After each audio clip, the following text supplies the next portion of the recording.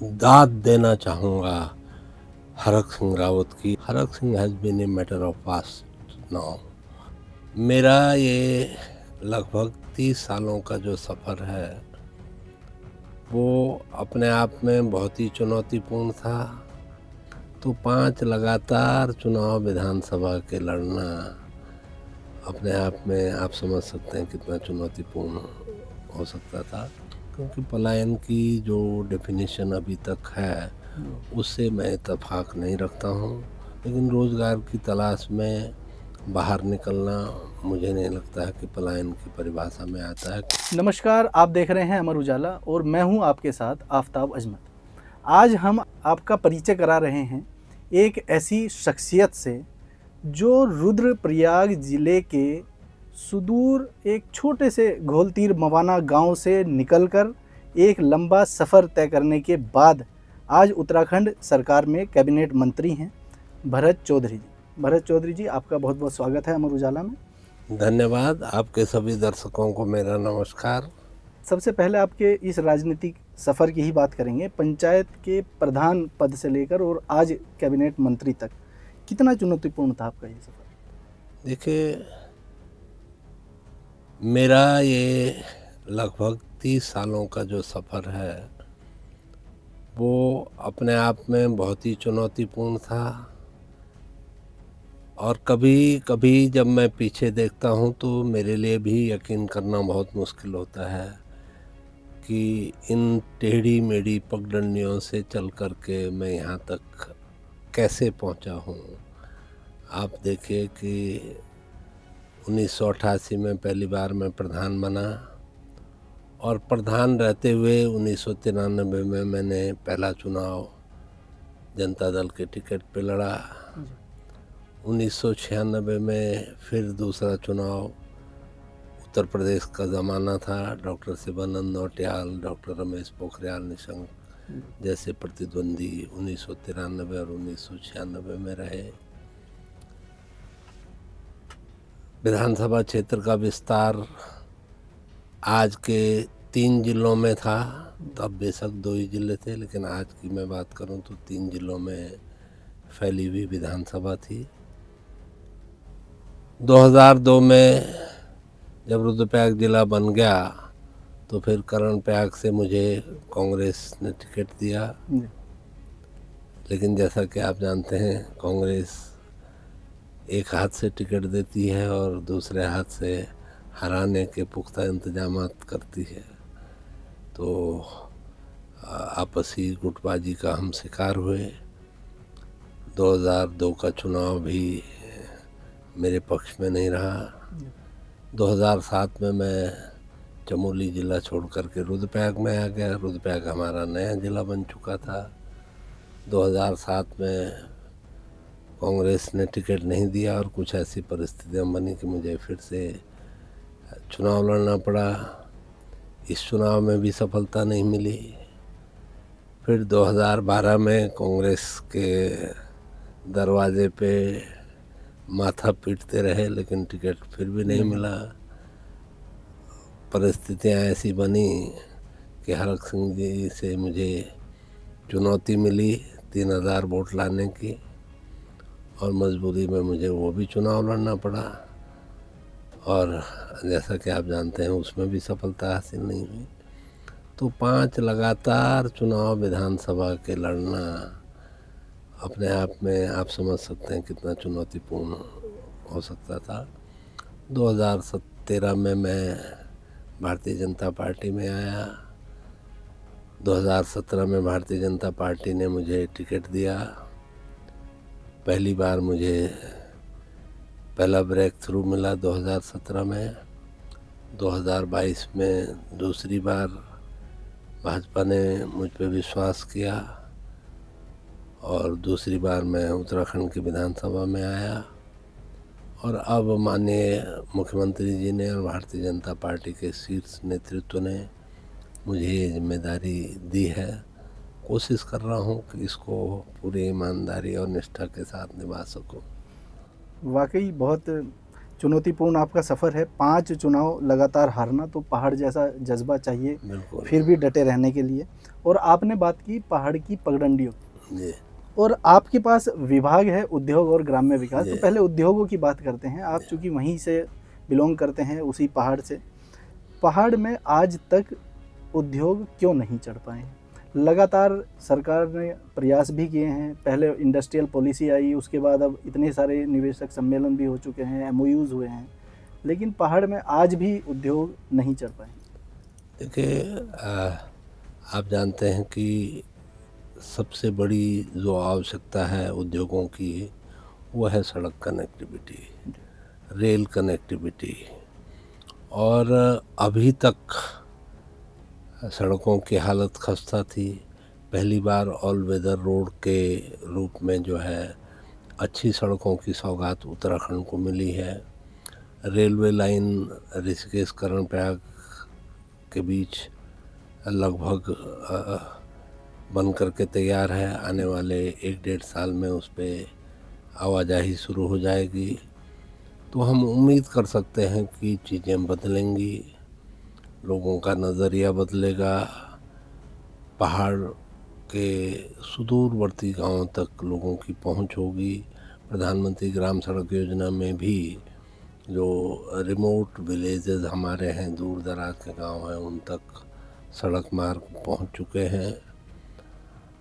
जड़ी बूटियों को लेकर के आप जानते हैं कि पहाड़ वो प्रदेश है जहाँ से संजीवनी बूटी भी आई थी। तो उन संभावनाओं को भी हम तलाश रहे हैं कि किस तरह से जड़ी बूटियों पर आधारित जो लघु उद्योग हैं उनकी शुरुआत वहाँ पर हो सके।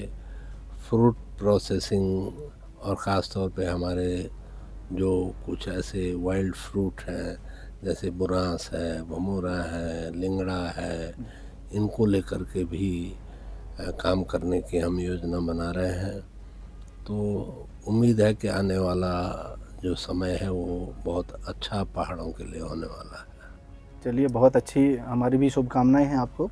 एक पहाड़ के लिए हमेशा एक पलायन पहले भी मुद्दा था, आज भी मुद्दा है, बल्कि आज गंभीर मुद्दा होता जा रहा है।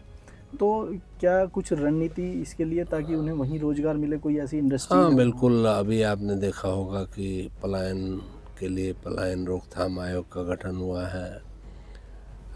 कुछ जिलों में हमारी जो है जलागम प्रबंध परियोजना संचालित हो रही है। मेरे ज़िले में भी एक डिवीज़न जलागम का स्थापित हुआ है, और उनको जलागम के माध्यम से, पलायन आयोग के माध्यम से जो स्थानीय बेरोज़गार हैं उनको जोड़ करके, जो एसएचजी हमारे सेल्फ हेल्प ग्रुप हैं, उनको साथ में लेकर के छोटे छोटे काम वहाँ पे शुरू किए जा रहे हैं। तो शायद आने वाले समय में, वैसे पलायन बड़ा विषय है, किसी दिन अगर समय हुआ तो मैं आपसे उस पर बात करना चाहूँगा, क्योंकि पलायन की जो डेफिनेशन अभी तक है उससे मैं इत्तेफाक नहीं रखता हूँ।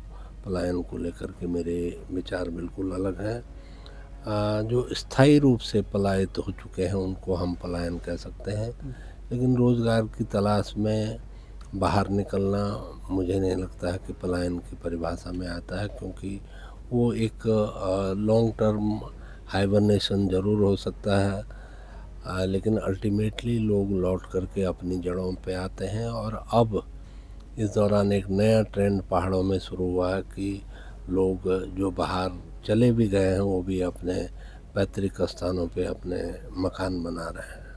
उम्मीद है आप पलायन को लेकर भी अच्छी सोच रखते हैं, और सरकार भी लगातार प्रयास कर रही है इस दिशा में कुछ और अच्छा हो, ऐसी उम्मीद करते हैं।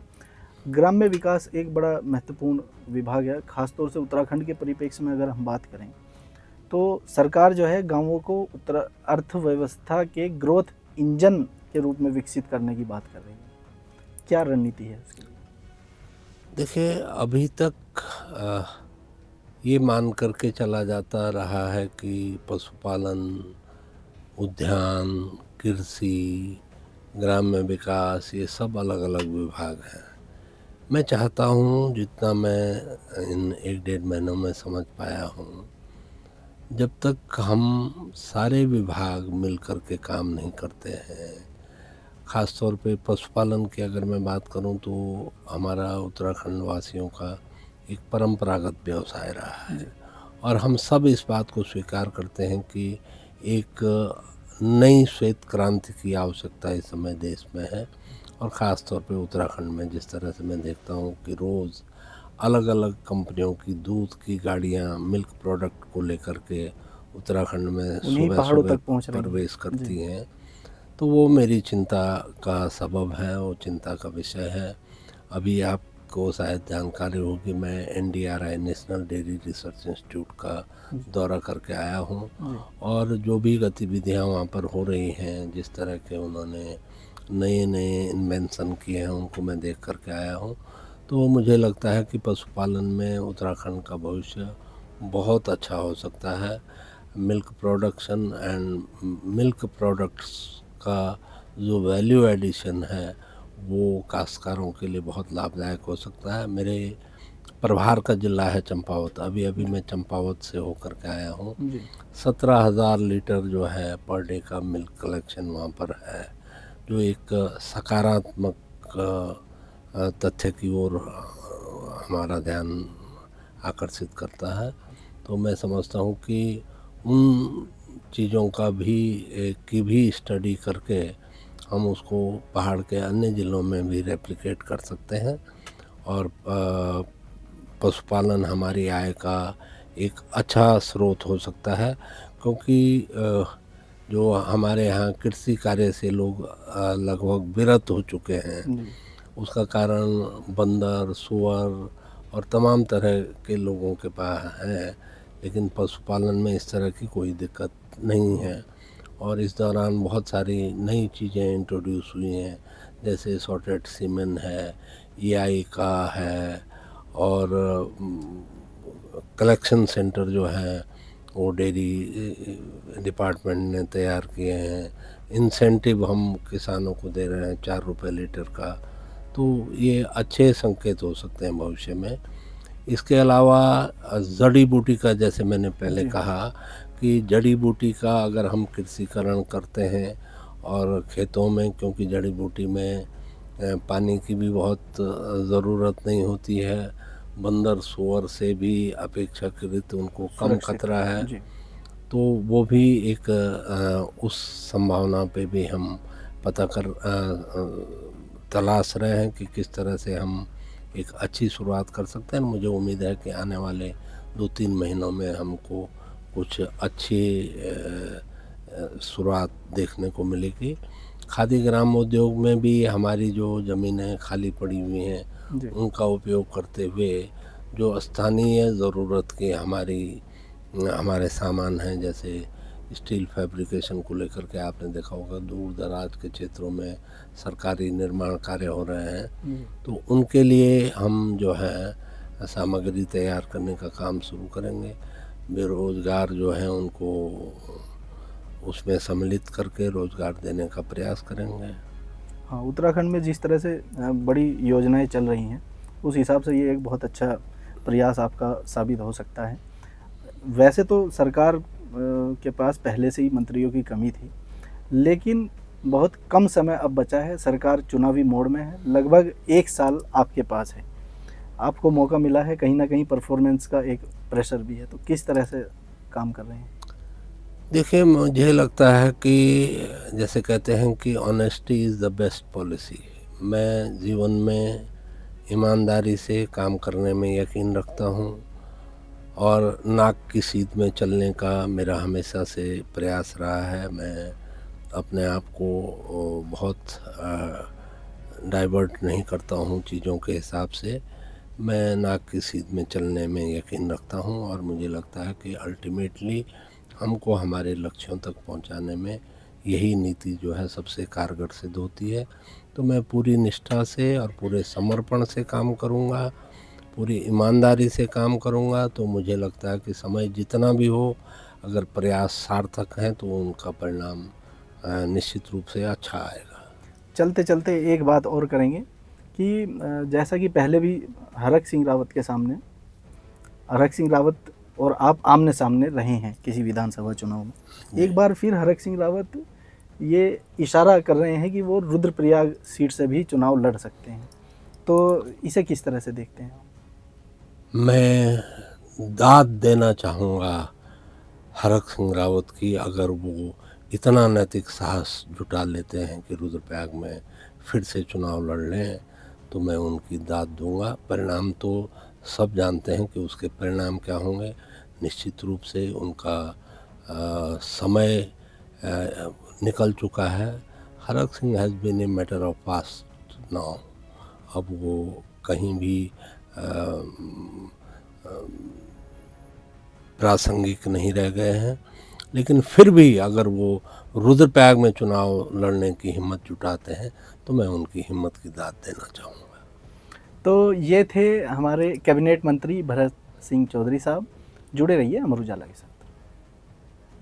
अगर आप ये वीडियो YouTube पर देख रहे हैं तो हमारे चैनल को सब्सक्राइब कर बेल आइकन दबाएं और Facebook पर देख रहे हैं तो हमारे पेज को लाइक करें।